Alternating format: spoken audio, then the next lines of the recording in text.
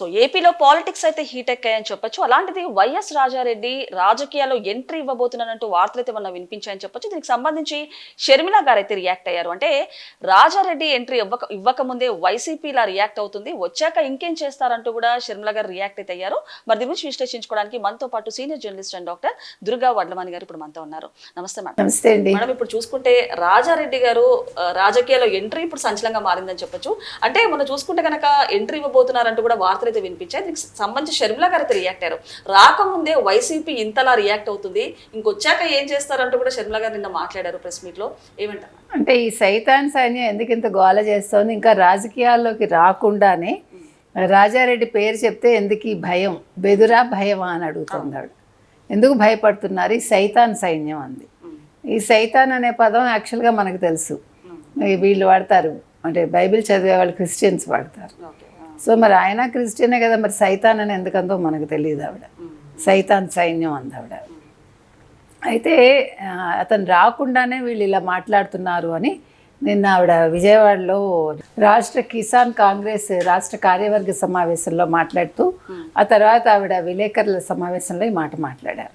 అంటే ఈవిడ ఏమన్నారంటే, అసలు రాకుండానే ఇంత గందరగోళం చేసేస్తున్నారు, వస్తే వీళ్ళు ఏమైపోతారు. ఒకటి, రెండు, చంద్రబాబు చెప్తేనే నేను రాజారెడ్డిని రాజకీయాల్లోకి తీసుకొచ్చానంటున్నారు. ఒక వీడియో కూడా, మార్ఫింగ్ వీడియో కూడా వదిలారు వీళ్ళు. అది ఆశ్చర్యంగా ఉంది, నాకు నవ్వొస్తుంది అంది ఆవిడ. మరి ఎవరు చెప్తే ఈయన రాధాకృష్ణన్ కంటే వైస్ ప్రెసిడెంట్ క్యాండిడేట్కి ఓటు వేశారో చెప్పాలి అని నిలదీసింది ఆవిడ. అంతేకాకుండా రాజారెడ్డి అసలైన వారసుడు రాజశేఖర్ రెడ్డికి అంది ఆవిడ.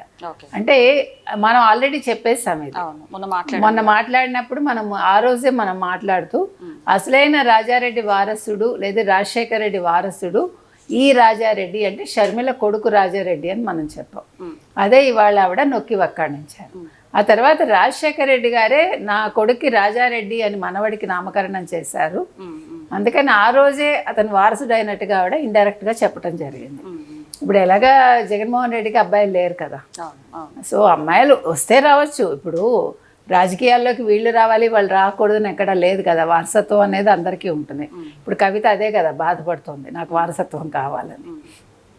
సో ఇంకో మాట ఏమన్నారంటే, అసలు రాజశేఖర రెడ్డి ఛాతి మీద పొడిచాడు అంటే, రాజశేఖర రెడ్డి బతుకున్నంత కాలం భాజపాని వ్యతిరేకించారు, మరి ఈయన దత్తపుత్రుడిగా ఉండి మోదీకి ఆయన అది రాధాకృష్ణన్ని వైస్ ప్రెసిడెంట్గా ఎన్నుకోవటంలో ఆయన సపోర్ట్ చేశారంటేనే రాజశేఖర రెడ్డి ఛాతి మీద పొడిచినట్టే అంత ఆవిడ. ఆ తర్వాత 5 ఏళ్ళు కూడా మోదీ పెట్టిన బిల్లులన్నిటికీ మద్దతు తెలిపాడు, తోక పార్టీలాగా పనిచేసింది వైసీపీ అంది. అది సమాధానం చెప్పాలి ఎవరు, జగన్మోహన్ రెడ్డి ఎవరిని అడిగి, అంటే ఎవరు చెప్తే చేశాడు. తర్వాత ఇంకో మాట ఏమందంటే, యాక్చువల్గా బీఆర్ఎస్ తెలంగాణలో వాళ్ళు దూరంగా ఉన్నారు ఎన్నికల్లో, ఆ మాత్రం జ్ఞానం కూడా లేకపోయింది జగన్మోహన్ రెడ్డికి అని తిట్టింది ఆవిడ.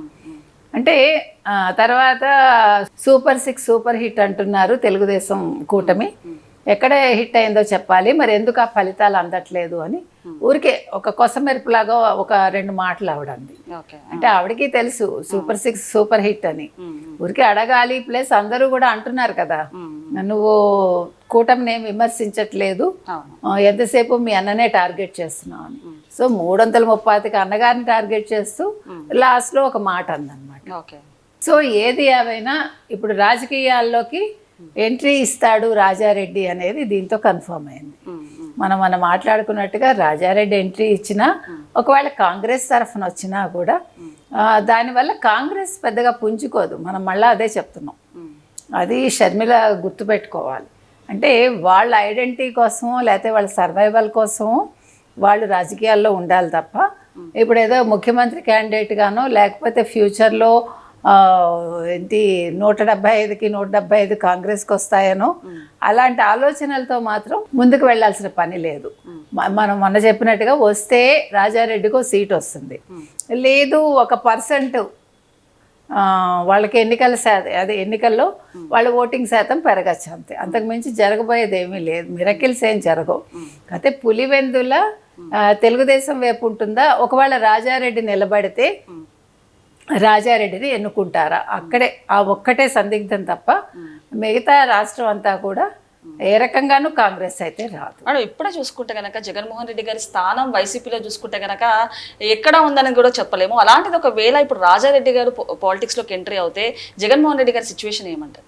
జగన్మోహన్ రెడ్డికి ఏం లేదు, ఆల్రెడీ అయిపోయింది.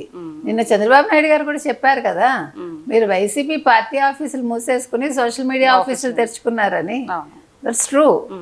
ఇప్పుడు నిజంగా దమ్మున్న మొగాడైతే, నిజంగా జగన్మోహన్ రెడ్డికి దమ్ము ఉంటే ఏం చేయాలి? అసెంబ్లీకి రావాలి, వస్తానని ప్రకటన చేయాలి. రెండోది ప్రజల్లోకి వెళ్ళాలి. ఆ రెండు చేయడు కదా, చేయలేడు కూడా.